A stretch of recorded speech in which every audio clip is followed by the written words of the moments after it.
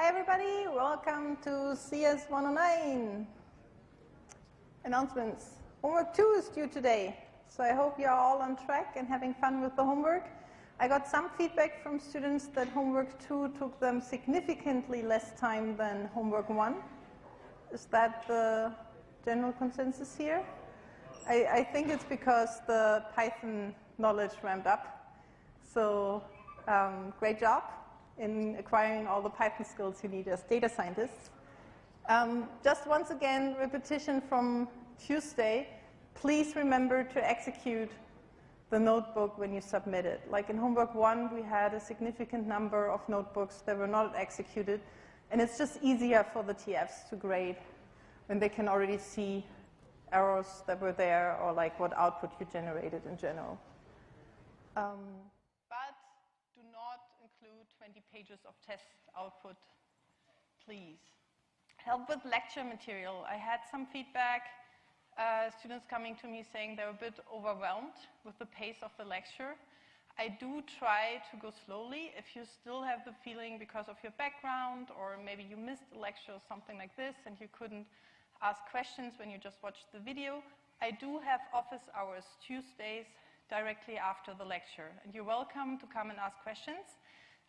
We just took it off the schedule on the web page because people thought that's a homework office hour. It's not a homework office hour, it's a lecture office hour. So if you have any questions about machine learning in general, if you want to do a project for your research or also discuss maybe already topics that, or ideas that you have in your mind about final projects, please feel free to come Tuesdays or also after the lecture. I'm normally here for every lecture, so just come. Don't be shy, talk to me. On Tuesdays, I have to admit I'm often late for the office hours simply because we have lecture here directly beforehand. And then if students ask questions, I try to walk over together with them. But so if I'm late, that's basically just a student being in line before you for the office hour. Please think of it like that. Yeah, so if you want help with any of the stuff in the lecture, also try to really follow Piazza. If you have questions about the lecture, please tag them with lecture, and then I'll hopefully find it and answer. So these are my book recommendations for all the machine learning methods. One is I think the book, this is the Hasty Tibshirani. I actually think it came out before the other one that Joe mentioned, whose title I forgot, but it's the more advanced one. So, but it's very good with respect to the random forest that we're going to discuss today, and also about boosting, which Joe is going to talk about next Tuesday. And this is the Bishop, Pattern Recognition and Machine Learning. The CS 181 course is based on that book. And if you want more math background about the classifiers we're discussing in this class, that's also a good place to go to, if you don't want to wait for the 181 lecture.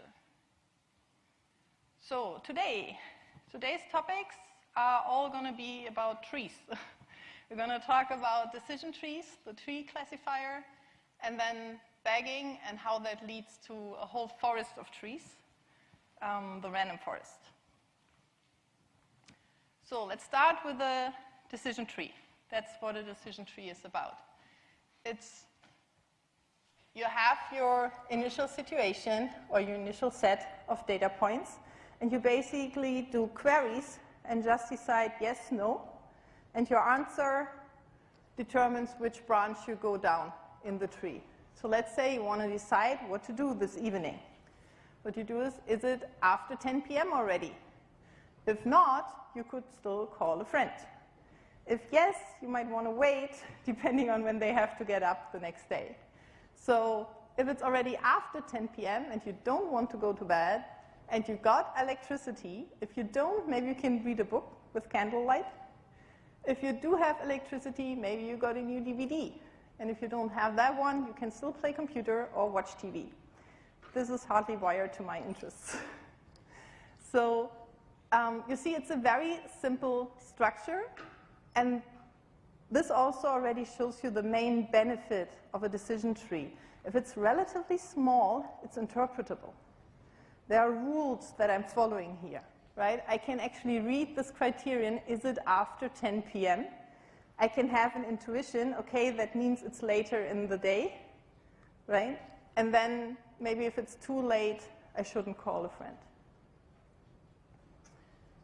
So this is one of the reasons people really like decision trees, because you have this intuition about them. You can actually interpret what the classifier is doing.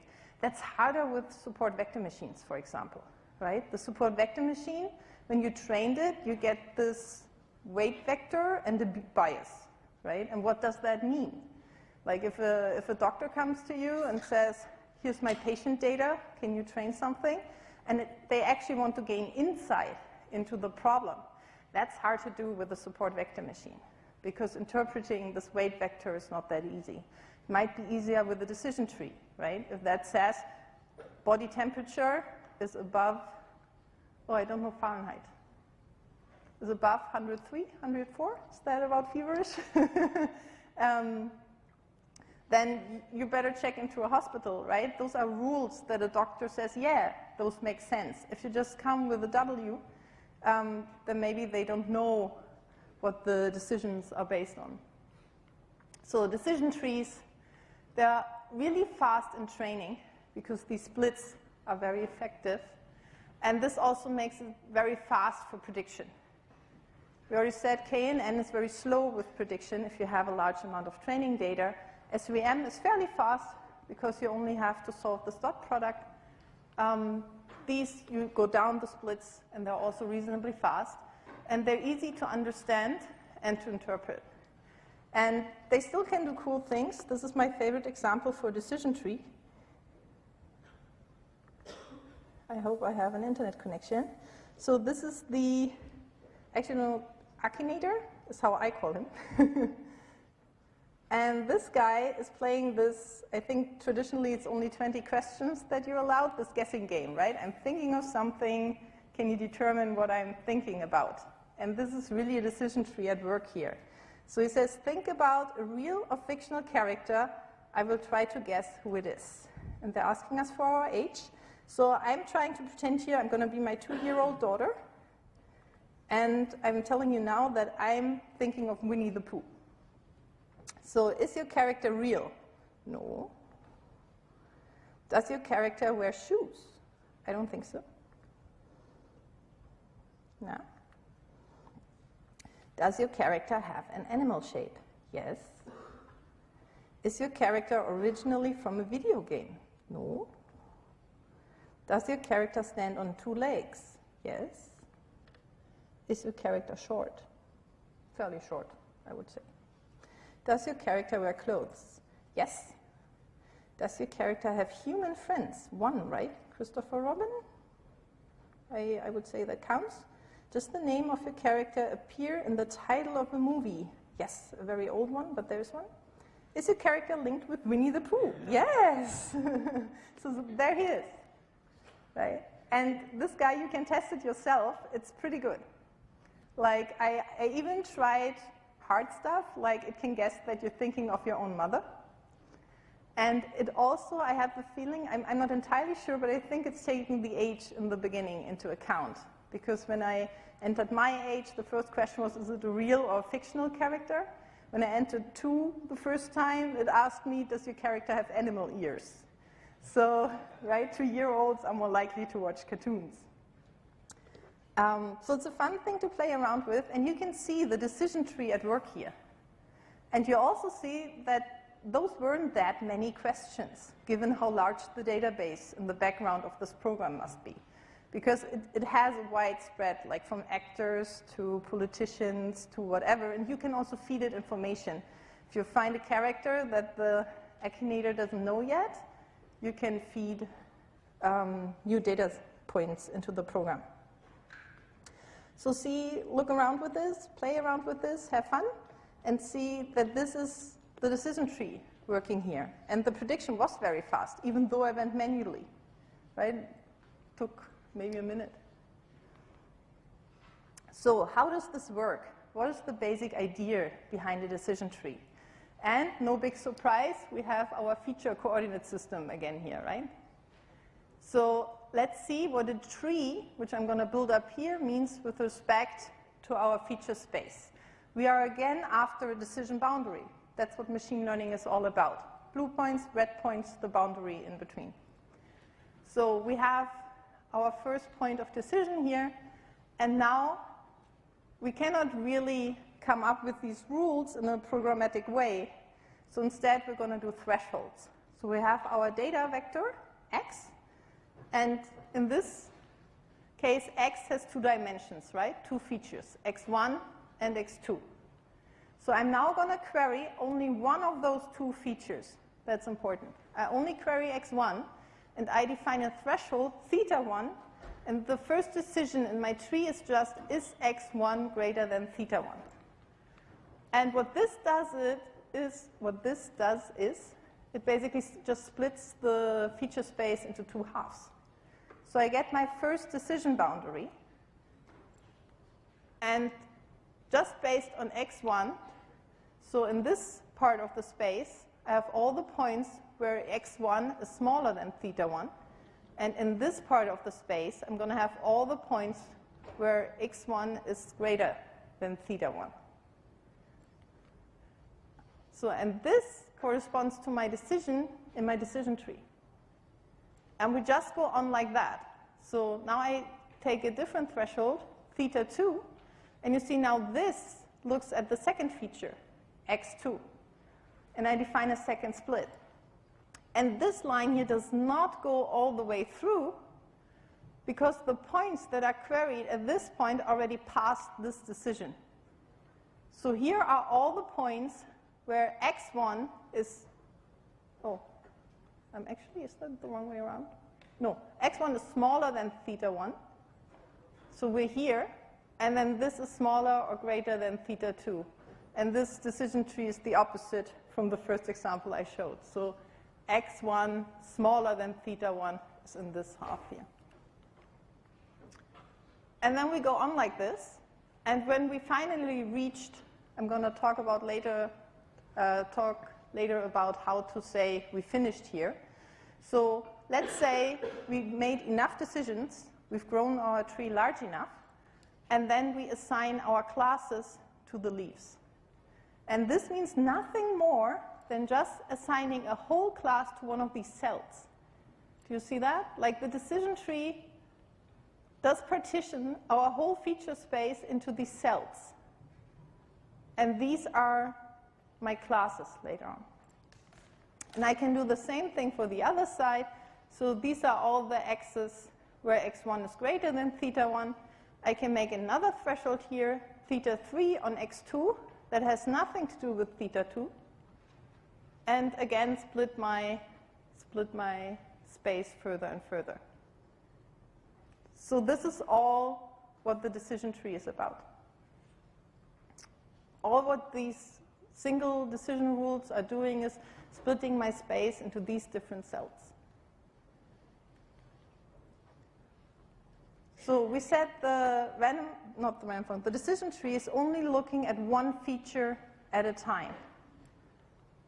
Here, I'm only doing theta1 here. This first split does not look at x2, only looks at x1. There is a benefit that goes with that. Why is this a good idea?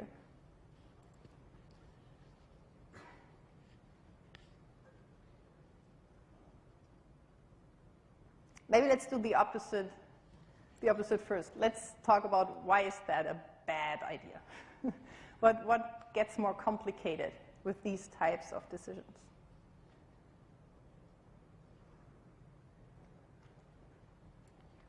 If you look at this picture here,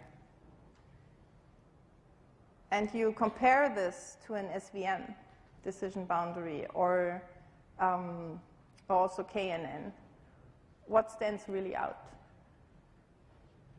What is different? Yes, I saw the right gesture. Straight lines. Yes, it's all straight lines. And that's an artifact from just querying one feature at a time, right? If I only do a threshold on one feature, all I can get is an axis-aligned split. And that's a drawback, because what if I need to make it diagonal?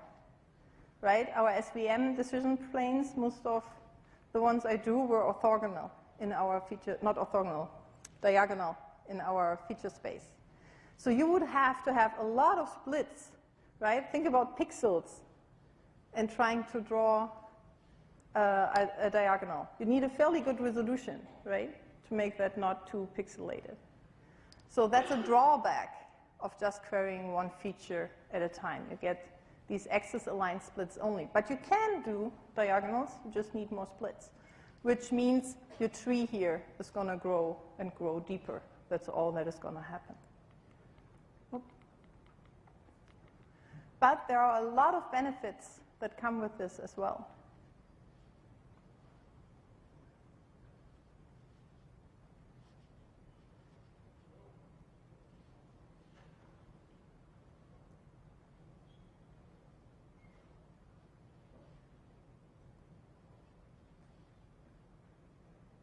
Yes? Sorry? Performance. Yes, this is fast, right? I don't even need to look at all of X when I make the decision. And think about binary search, right? Just by creating one feature, I already split a lot. Yes? Other? Intuitive. Sorry? Very intuitive. Very intuitive. Yes, this intuitive property of the decision tree, this interpretability, right? That's why this is possible. Because you can tell the doctor, well, here it is looking at the body temperature only, right? It's not a combination of skin tone, body temperature, and I don't know what, right? It's just one feature at a time. So this makes them interpretable. What about things like the Echinator that I showed, this guessing game? How would you have problems doing that with an SVM?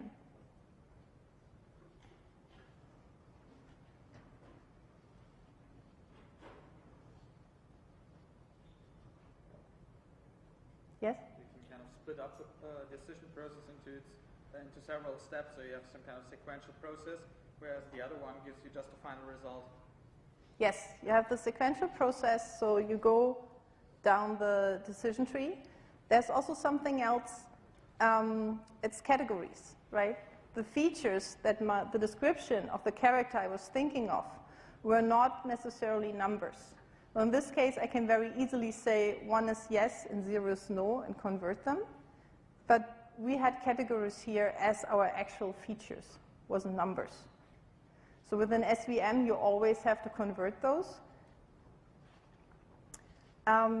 Also, if you remember in the tips and tricks I said about SVMs in the very end, you have to really, really you have to really, really take care with your data and do what, and it's the same you have to think about when you do PCA.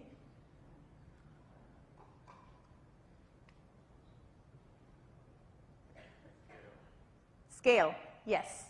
With an SVM, you have to normalize your data to roughly the same scale.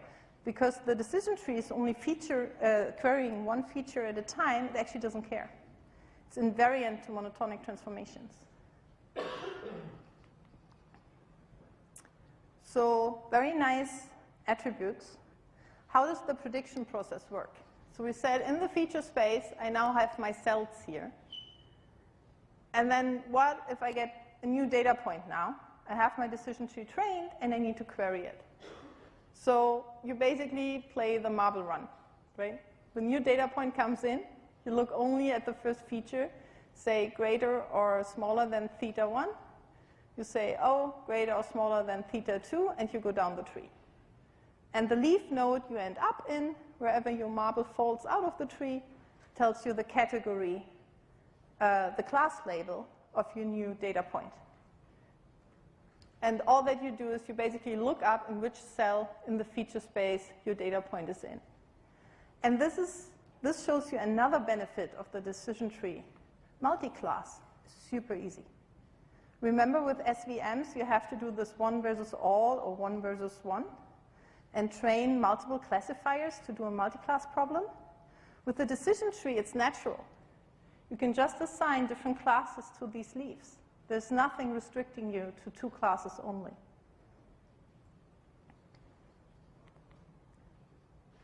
So Now the really important question is, how do I get my decision tree?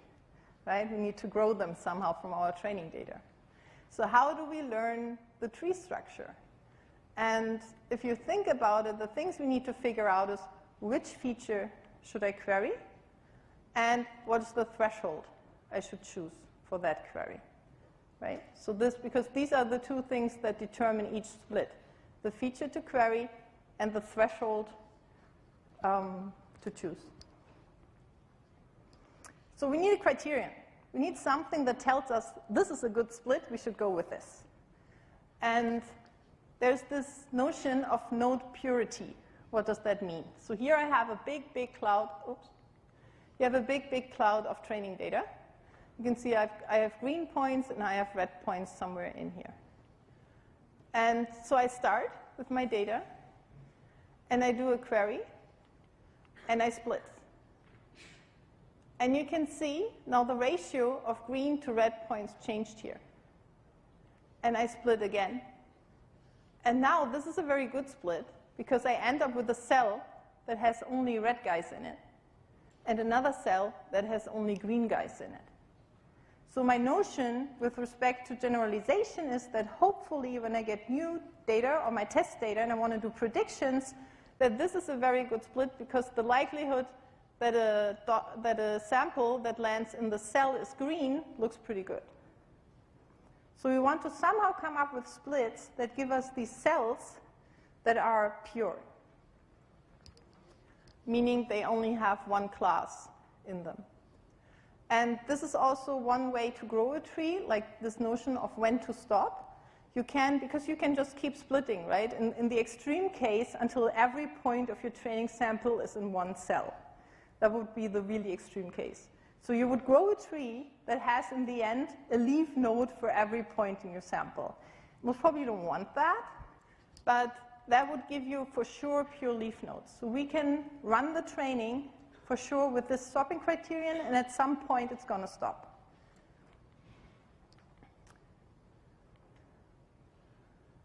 So we need to express this notion of node purity somehow. What is a good split? And so this Gini impurity measure is the one widely used in a lot of decision trees implemented. It's also the one used if you use the scikit-learn function. That is the default. So this is the expected error if you just randomly choose a sample and predict the class of the entire node based on it. So if I just pick, I believe these should be 10 data points. Yeah, 5 red guys, 5 green guys. This here is a bad situation. I have as many green guys as I have red guys in my cell. So just picking one, I really only have a random chance of predicting the right class here. Now I split. Is that a good split? Well, here I'm pretty good off, right? So I have one pure node. On the other hand, here I still have 2 red guys versus 5 green guys. Better than before, but not as good as I can get, because if I do this split instead, I still end up with one really good pure node, and here I actually have a smaller chance of making an error, hopefully. Can you see that? That second option should be the better one? So let's put that into math. Let's say multi-class, I have 4 red guys, 3 green guys, and 3 blue guys. And this means I have class probabilities. So 4 out of 10 are red, 3 out of 10, and 3 out of 10 are green and blue. So what is my chance with respect to the misclassification? So this is the probability of picking a red ball. If I just take a random ball out of my sample, my probability of picking a red one is 4 over 10, right? Because this is my probability for the red class. And then this is the chance of making an error, right? It's 3 over 10 plus 3 over 10. It's the green guys plus the blue guys. So this is about picking the red guy. And this is my chance, my probability of making an error. So now we actually do the numbers. And then the Gini impurity just adds them all up. And there we get the Gini impurity for the split, for this node. So now we can generalize this whole thing because we have C number of classes and we have N data points. And Ni is the number of data points of class I. So all Ni's, we have C different Ni's and they all summed up give N. And this is the formula. It's nothing else than what we had before.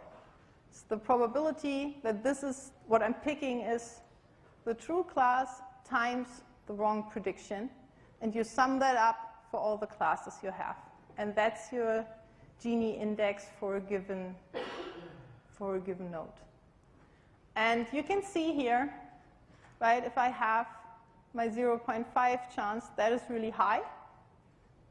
So this is Gini impurity over the probability of the ratio of the classes. So if I have 0.5, that's my maximum chaos. So my entropy is really high, and my Gini index is really high. You can see the misclassification error also goes up as long as until both classes are equally likely, like you have the same amount of green and red guys in your node, and then it would go down again.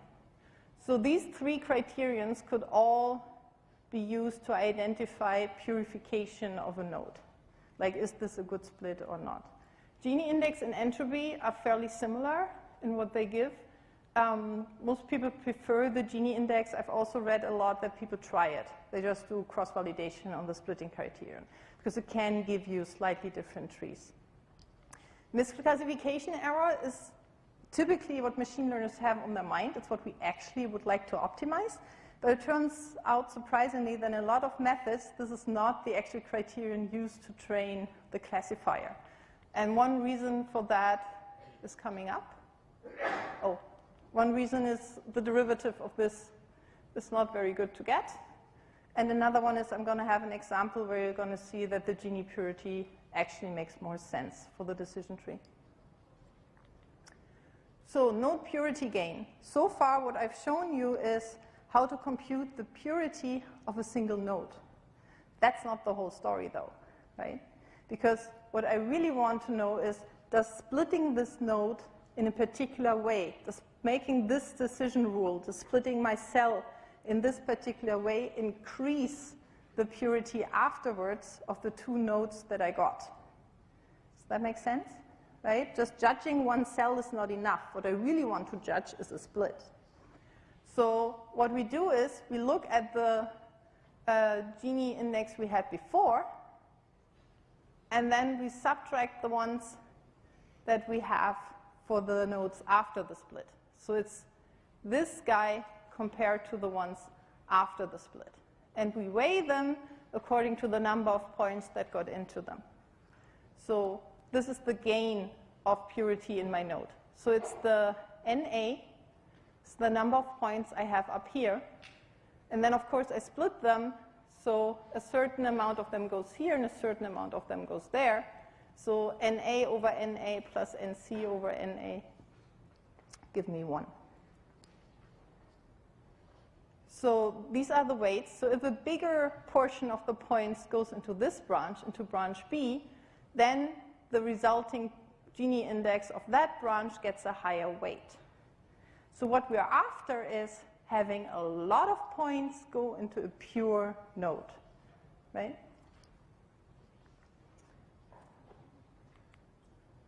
So the misclassification compared to this is just this index function that just looks, is the predicted label the same or not the same as the one label in the training set, right? That's how you look for the misclassification. We divide that by the number of training points we have. And I already said you have problems getting the derivative of that guy. But there is more to it. So if you look at this example, this is the same situation in the beginning. We have 400 data points of one class and 400 data points of a second class. And now we split. We test two different splits. And this one split in a result puts 100 of the first class into this node and 300 of the second class and vice versa here. So none of these nodes is pure, but they both have a clear majority. Here, with the other split, we actually get one pure node with 200 data points in it. And here, another one where we have a fair amount of misclassification still going on because there's 400 of one class and 200 of the other. So how to decide between the two? It turns out the misclassification for both is actually the same. Can you see that? I make 200 mistakes basically here on my training data. Like I have 400 nodes here, 400 points here, and 100 of them go wrong. Right? If I just predict with the majority class in that node, I would all points in here assign to class 2, but 100 of them are actually class 1. So I make 100 mistakes. And the same for this part of the split. I again make 100 mistakes because the majority of the points in the cell are from class 1. So here, on this side, I don't do any mistakes, but here I do 200. So here 100 gives me 200 misclassifications. And here 0 and 200 also gives me 200 misclassifications. So if I just look at the misclassification error, those two splits are equally good. If I instead look at the Gini gain, then what happens is the Gini index is really happy with this result. We got a really pure cell with a lot of data points in it. That's what the Gini index does when you grow your decision tree. It's going to try to chop off large chunks of pure cells, of pure data points. Large, not in terms of feature space covered, but in terms of number of points inside. Other questions for this? I just think it's sometimes nice to have an idea of what happens with this Gini index when you start growing your tree. So it's going to try and chop off big chunks of pure training samples. So this is then the pseudocode for actually training your tree. First, we need to check if we've already finished. When do we have finished? One criterion we had so far is your leaf node is pure. So we first check, do I only have cells now that only have one class of points in them? If not, I need to train on. So then I look at each feature in turn, only one feature at a time. I calculate the gain from splitting on this feature. And I need to take the best threshold for the split. And then I determine which of all the features has the highest gain, Gini gain. And then we repeat that for the subnodes until we have only pure nodes down here. Now, does this produce an optimal tree? And what could I even mean with optimal tree?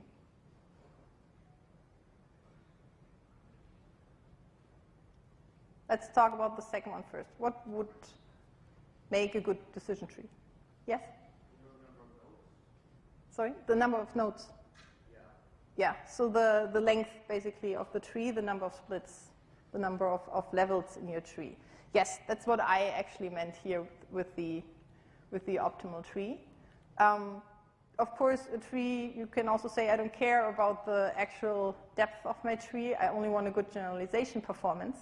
That's what a lot of people also care about. Or you can say, I actually want interpretability, so it's not as easy to define what the optimal tree actually is for you. But even with respect to saying, I want the least depth. So this scheme here, is that globally optimal? Computer scientists.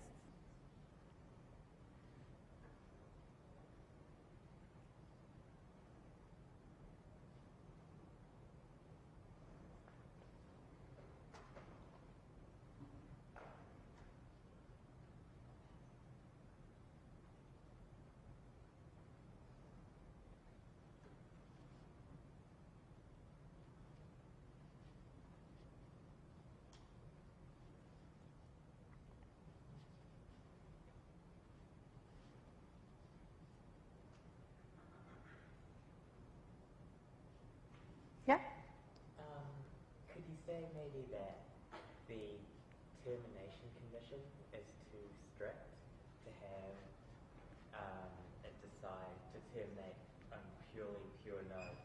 Could you maybe incorporate slack? So terminate if the impurity is greater than 0.95 for all nodes or something like that? That's a very good point that comes afterwards. So this was about, can I change the stopping criterion to something else, not just train until I have pure nodes, but for example, put a threshold on the purity. Yes, absolutely, and people do that. Yes, good point. So what I was going for is, the reason this is so nice and fast during training, as with a lot of computer science procedures that are nice and fast, is this is a greedy scheme. Right? It's always choosing the best split with a very short site. And then it's going down. And actually might have been that doing a slightly less optimal split would have led to a nicer split in the next step.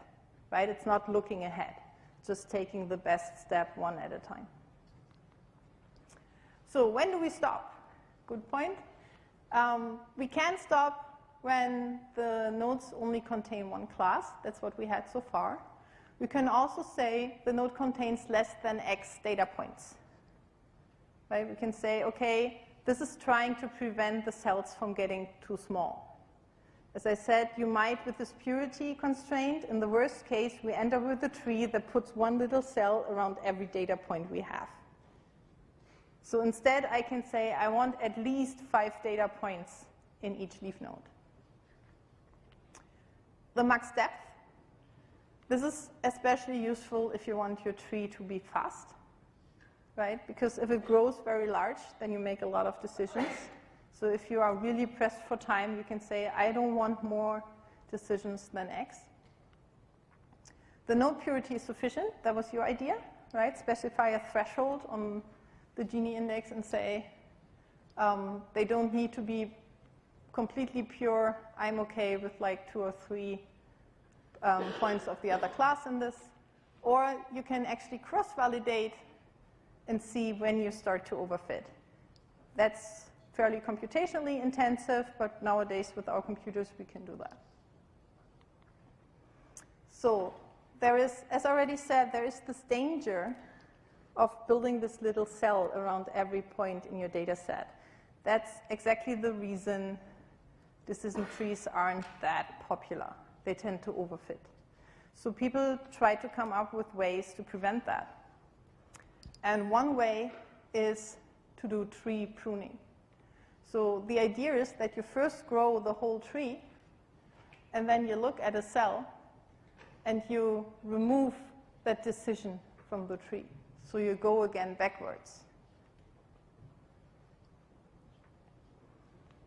And then you need to make a prediction for this merged cell that now is not pure anymore.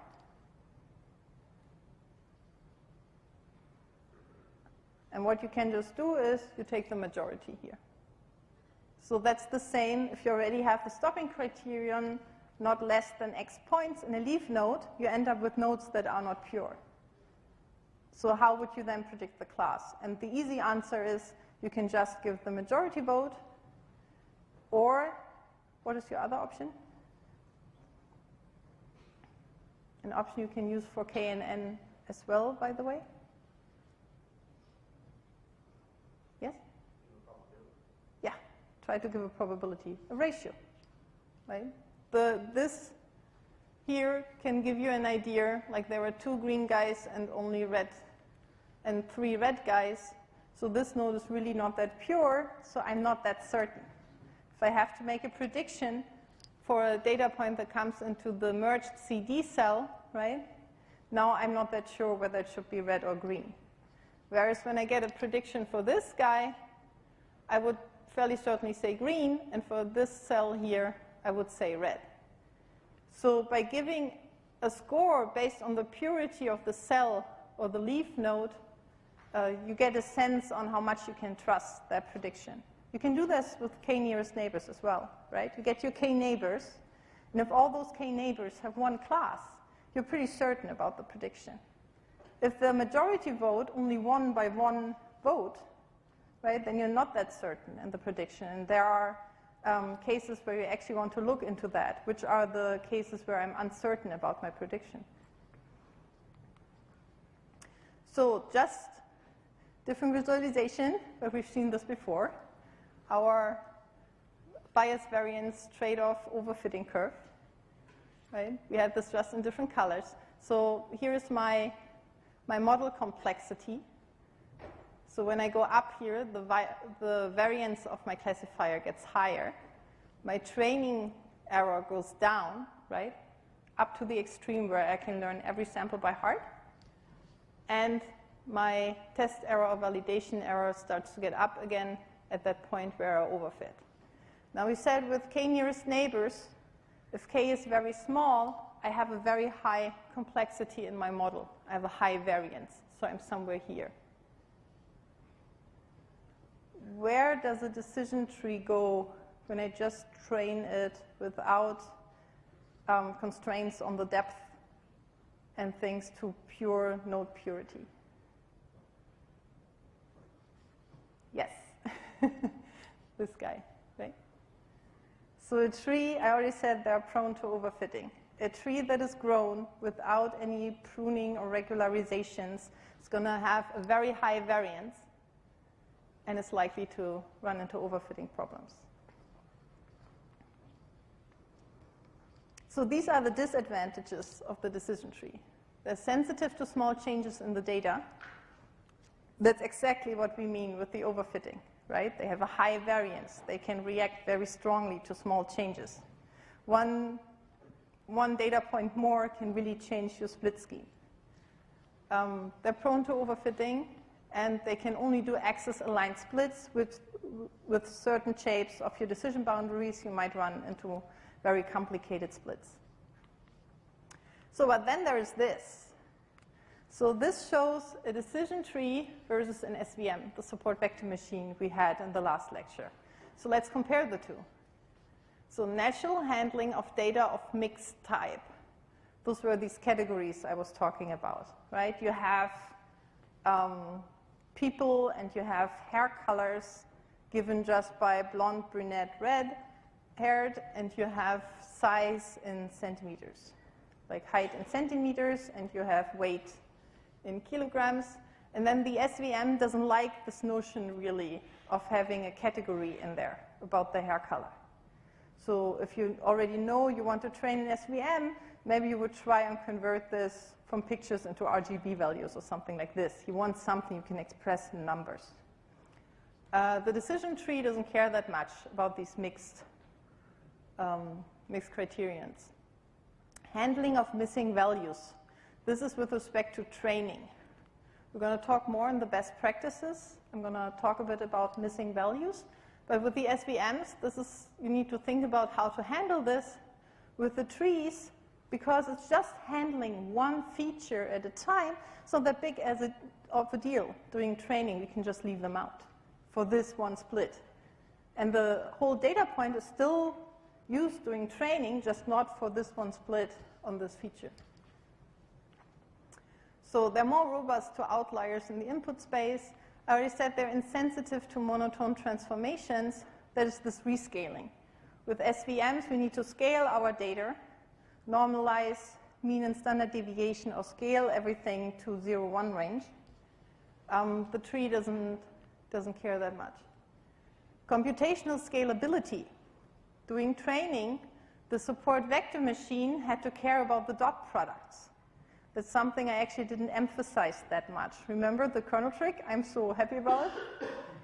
What that still means is you have to have this big matrix where you have the distance, the dot product from every point to every point. At some point, you need to evaluate all those distances. So it's pretty expensive to train an SVM for very large data sets. The decision tree only looks at one feature at a time and makes these very efficient splits.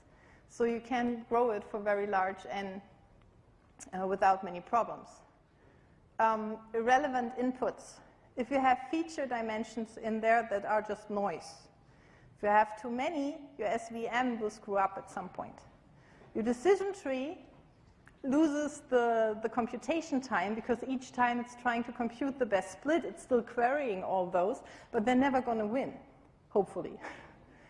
Right? So they don't have that big of an influence on the result. Ability to extract linear combinations of features. There's the SVM. That is our diagonal in the feature space.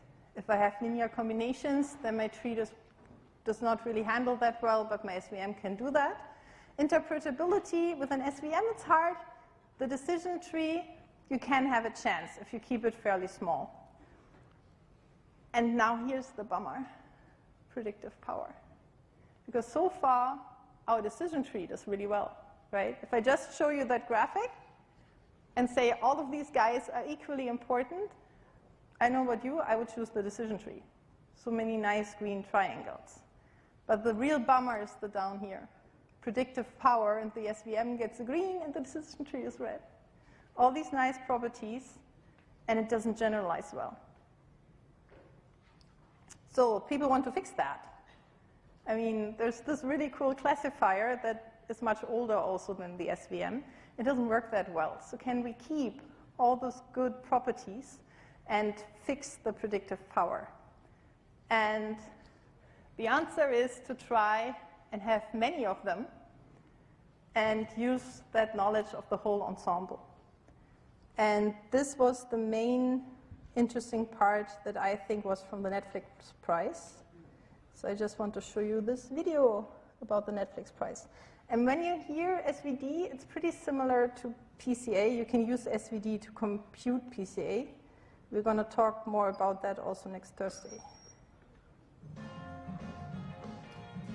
What's so special about Napoleon Dynamite?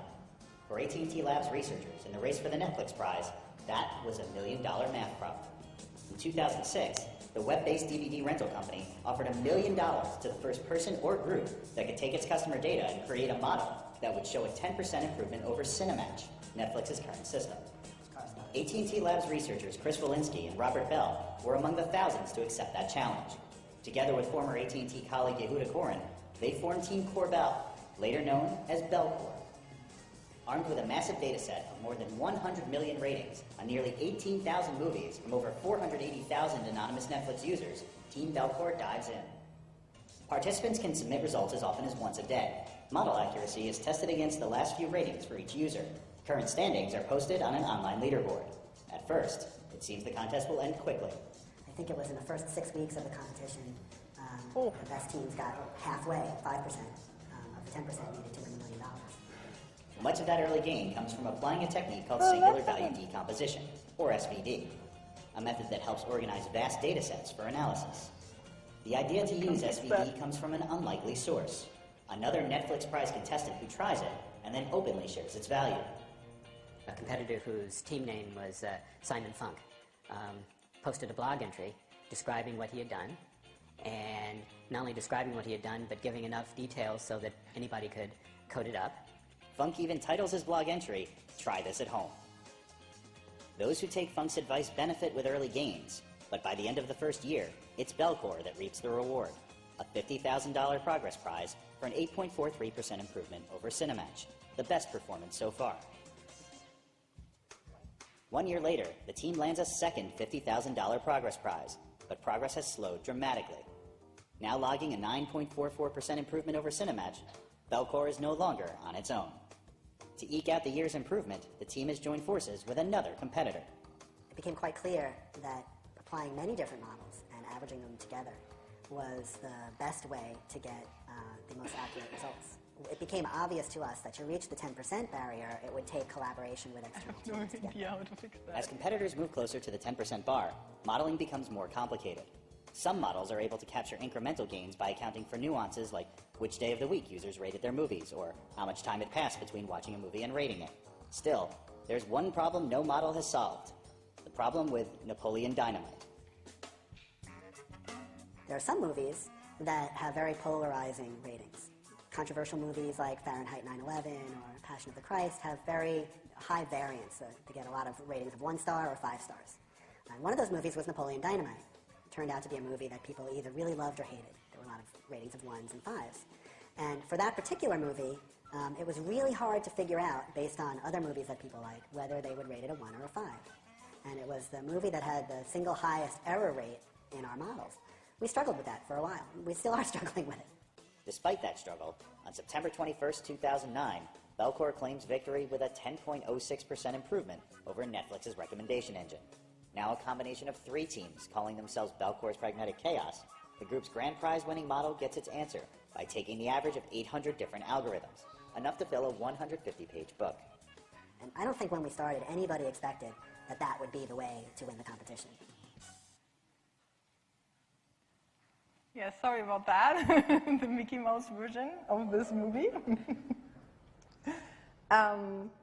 So I showed you that for a couple of reasons. What are the main points that stood out to you? Sorry, please speak up. Just shout. The early gains were pretty easy, yes. Yes. You will see that also when you start a new machine learning project in research or with a company in the beginning. Most of the time you get happy pretty fast, and then you realize all the nitty-gritty little things that you need to fix to improve. It's really hard to get 80-20 rule, right? It's really hard to get the upper 20%. Once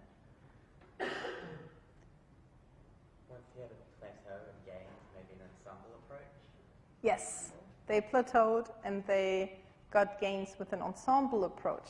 That's this whole idea. And that was actually very disappointing. The Netflix challenge was such a big deal for the whole machine learning community because there was a lot of money involved. And people were really hoping that there would be new research coming out of this. Like maybe somebody would come up with the really cool new classifier or the pipeline that actually can tackle this problem.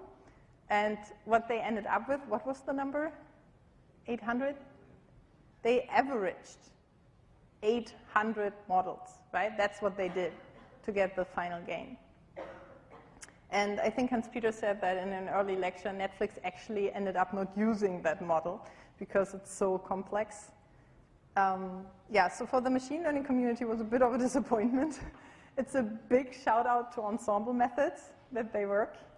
The other take-home message I want that is not related to what we're talking about right now, but it's good to keep in mind as a data scientist, that Napoleon Dynamite movie.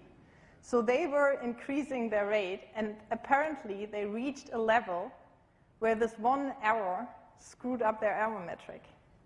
So that one movie classifying that guy right was their hope to actually jump across that, I forgot what the percentage gain is that Netflix wanted, like at least a significant amount into that direction. And you're going to see that as well. Like sometimes there are these very weird few data points, and then you need to think about how to handle those. I mean, in this competition, the error metric is fixed, right? And they have a clear goal, what they want to do with this. But you need to think about when you train your classifier, how much emphasis do you need to put on those points maybe? Or should you have an error metric that actually excludes such outliers? So, but the big thing for us is we have not completely, but slightly similar situation. We have our single decision tree, and it performs somewhat well. Not as well as we want, but it's super fast. That was one of the main benefits. So in training and prediction.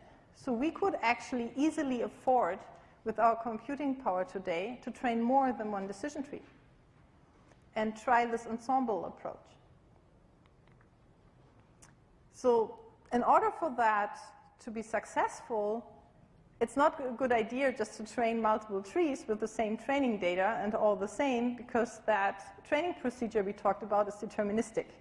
If you run that 100 times, you're going to have 100 trees that all look the same, and averaging them will not give you anything.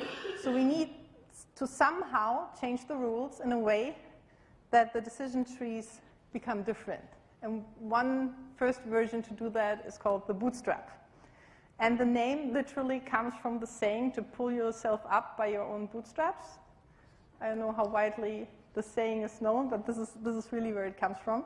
In statistics, what it means is we want to sample, that would be our ideal case, right? We have our training data, but we can think of this training data coming from some unknown distribution.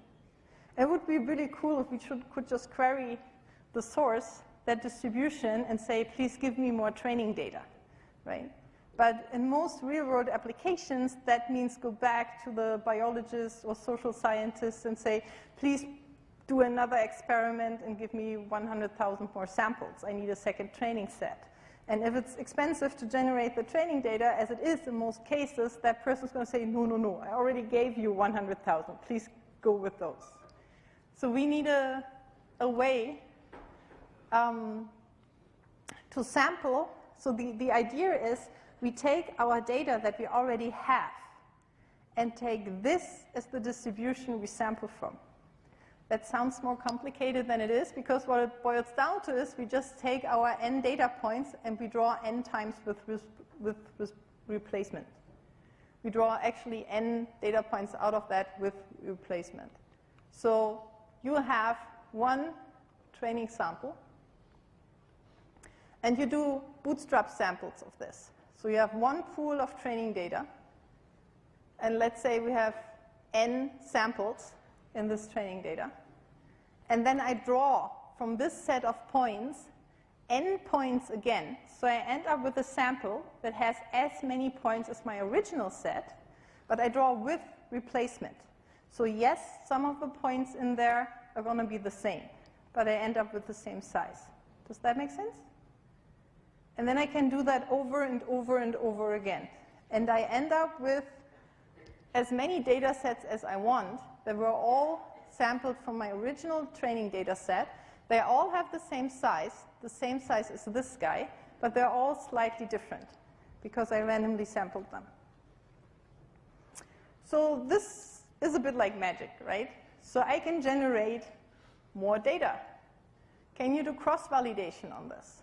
Like, can I say, okay, this solves my whole n-fold cross-validation thing. That was so complicated. I really don't want to do that. So let's instead take the data, draw one sample, train the classifier, draw another sample, train and predict on that, and that gives me my test error.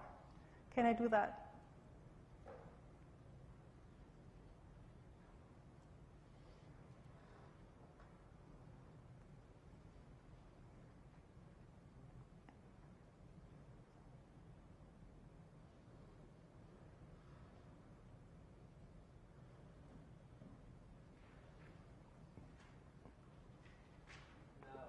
No. Yes. Why not? It's the same data points. What is going to happen is I'm going to have overlap. Like, let's make a really, really small example, just because this is important. Well, you actually said you can see that board, right? So let's say my data set is 1, 2, 3. I draw with replacement. So 1, 1, 2 is my first Bootstrap sample. And then I draw a second one that actually is 1, 2, 3 again, just by chance. Now I'll train on this guy and try to get my test error from this guy. So both of these have seen the 1 and the 2. The only new data point in my second Bootstrap sample is the 3. This is an extreme case, but this is what would happen, right? Your Bootstrap samples are drawn with replacement to get to n sample points, which means they're going to have some of them multiple times. But they're also going to have a significant overlap from one to the next. For us, that is okay with respect to the decision trees, because all that we want to do is induce randomness to make them not all the same. And you can already see training a decision tree on this guy is going to give me a different result than training a decision tree on this guy, although they come from the same data set. But you cannot use bootstrapping to get test performance evaluations. Well, you can, but you shouldn't. So Bootstrap has overlap in data sets. And So we should not use Bootstrap to generate train and test data from the same data set. And here is what the size of this overlap is, and it's actually pretty large. So this is the probability of choosing n, is 1 over n. 1 minus 1 over n is the probability of not choosing n. So the probability of not choosing n in n different draws is this. And this is the probability then of not choosing n in n draws. So it's actually the probability of choosing n in n draws. That is the probability of having the point again. And it's pretty high. So the thing that people then came up with, your Brayman to be exact, is bagging. So this is Bootstrap aggregating. I really like this whole idea. So you have Bootstrap where you're like, these names are at least easy to remember, right? So you have the Bootstrap version where you like try to save yourself by sampling from the data set you already have, and then you put it all together in one bag, and then you have bagging. So it's Bootstrap aggregating. What we do is we sample with replacement from the data set. So that's our Bootstrap. And then we learn a classifier for each Bootstrap sample, and then we average the results. So we, on the blackboard, we train one decision tree for this guy, one decision tree for this guy.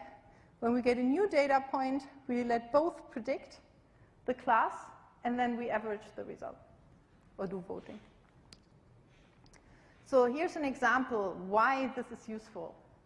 This is a classifier, classification boundary, and this has a low or high variance.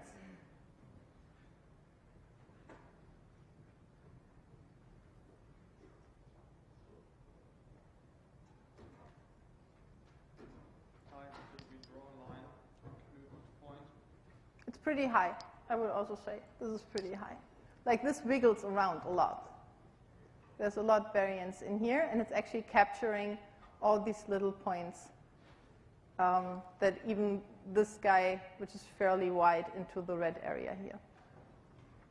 So but now we have trained this guy on this Bootstrap sample, and now we train another guy. And maybe this second tree was trained without this data point. Maybe just by chance, our next Bootstrap sample did not include this data point. So the next decision tree is going to learn a different decision boundary, because it's also, they're all high variance. They can fit very closely to the training data you give them.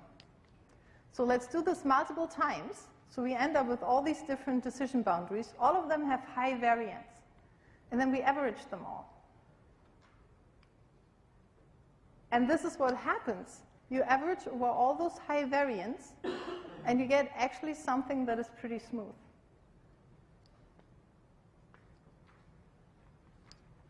So that's the whole idea here. We have, here is in green, I believe is where training data was generated from. And then these are all classifiers with a low variance that were trained. Right? And they're all pretty much the same, but they have this high bias. So even if I average them all, I cannot get very close to my initial points because they just don't have the model complexity to cover this complex shape.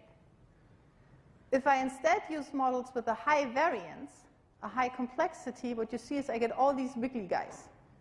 So each single one here might generalize not that well. But because I average them all, I actually get something that is pretty close to the function that generated my data. So what bagging does is it's trying to reduce the variance without introducing too much bias. That's the idea. And this is an actual example of decision trees grown from different boosting samples. So this is the original tree that was grown on all the training data. And you can see here the ones for the Bootstrap samples all look different. That's the only thing you should see here. Like they are fairly different. It's not the same tree. Because we induced this randomness into the process. And they do perform better. So this is an evaluation. This excuse me, this is an original tree.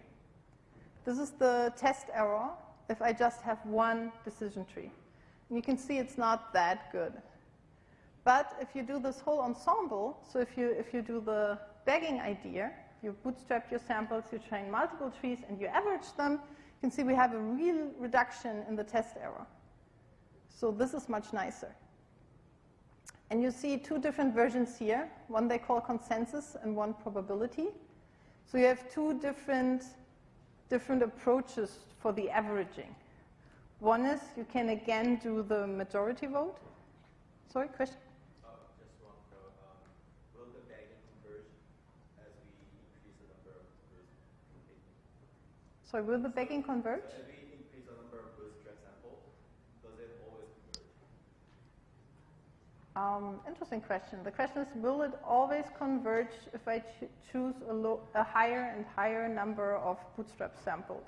I would say yes, because you average, right, over more and more samples. At some point, you get your average, and adding the data point doesn't change it that much anymore. And your bootstrap samples all come from the same data source, so there is a limited amount of variability that you can see. So I was saying you have two different options to average the results that they're showing here. One is to just take the majority vote, and the other one is to average the scores.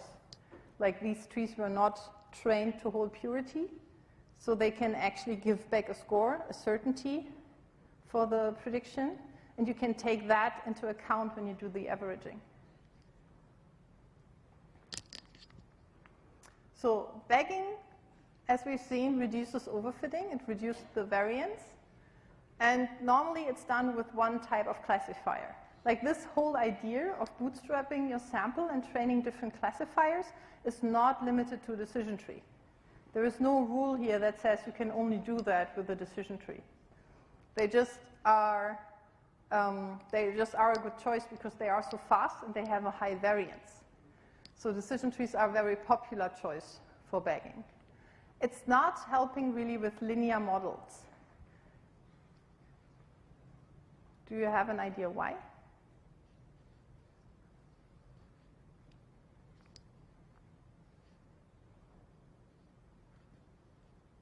Because we still can create linear combinations, but still have only the straight and the horizontal lines.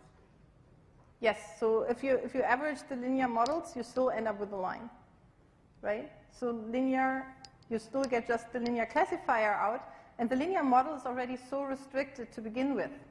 The whole idea of bagging lives from a classifier that has a high variance, and the linear model doesn't have that high of a variance.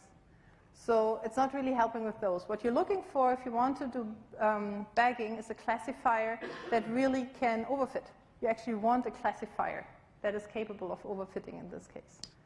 The other nice thing about this is it's very easy to parallelize in training and prediction. Because once you have generated all your training samples, once you've done the bootstrap process, that's embarrassingly parallel. You can train each classifier in parallel. There is no communication going on between classifiers. And during prediction, you have the same. You just have all your data points coming in, right? Going through this marble run, going through all the different trees. And you can easily just do this in parallel. So for CS205 people, that's not a very interesting project to take in the end. So now let's take this one step further, and then we're actually in the category of random forests. I'm 12 minutes to.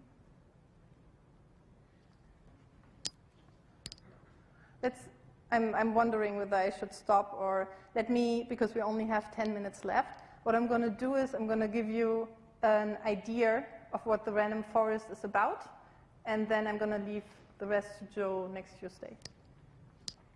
So the random forest just takes this whole idea of bagging one step further. So each tree is built from the bootstrap sample. That was the idea of bagging. And now we want even more randomness. The randomness before only came from the bootstrap samples in bagging. But this whole idea of changing the decision trees and averaging them works so well that we want even more randomness in there. So what we're doing now is, for the single splits, we only choose a random feature subset. Remember, when we trained a single decision tree, we looked at all the features one by one, and we took the best one for the split. Now I'm not showing all the features when I try to pick the best one. I only show a random subset. So there's a second place here where we introduce randomness to the whole procedure. So now I'm going to get even more trees that look even more different. And how many of you have ever used Xbox Kinect? 1? 2? Come on, guys, I can't believe that. Nobody has time for playing anymore? Who of you has never, ever used an Xbox Kinect? I'm going to make the other one. Okay, some people are just shy to raise their hands. I'm going to take this. So then just for all the people who don't play at all, there is this Xbox game entertainment system that comes with an extension that has a normal camera in it and a depth of field camera. So it's both. It's not just a normal camera, it actually has a second image that it produces where it shows how close something is to the camera. And you can play games with that just by wiggling up and down. It's actually pretty funny to look if you don't see the screen and just the person like trying to jump to make the game score higher.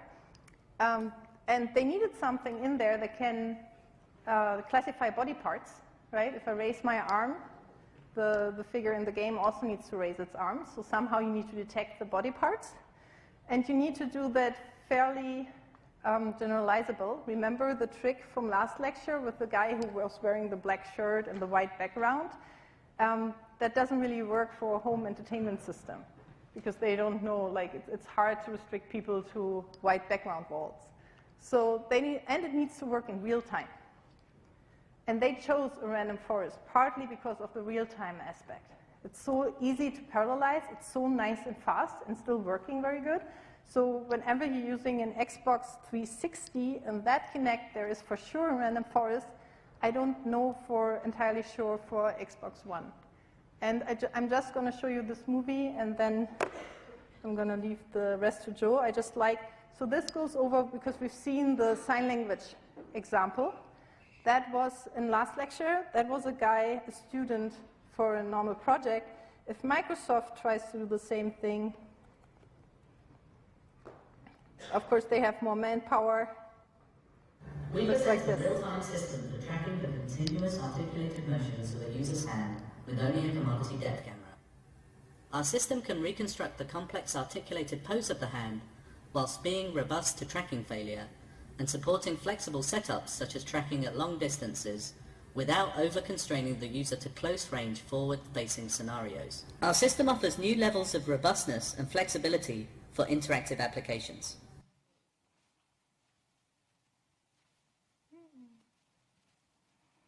My video codec. Here we show a wide range of poses that our tracking algorithm can reconstruct. Notice that our system can deal with fast motions and can recover from tracking loss. It can also track whilst the user is moving and at extended ranges beyond existing hand tracking systems. So what you see here is the two images. This is the normal RGB camera, and this is the depth of field. You can see things that are closer to the camera, like his arm, are darker than the rest. And this adds a lot of robustness. Like you don't have to have the white background and worry about things anymore that much because you have this very powerful second sensor that gives you better input. But you can see they are down to the level of being able to distinguish single features. So that minority thing, that minority report thing that we're all waiting for, it's hopefully going to come pretty soon. So this is from Microsoft, and Jamie Schotten was very big on random forests. I'm not entirely sure. I saw two versions of this paper, and the very newest one actually is not using a random forest anymore, so I don't know whether they're switching. But this is definitely an application where random forests can be useful. And with that,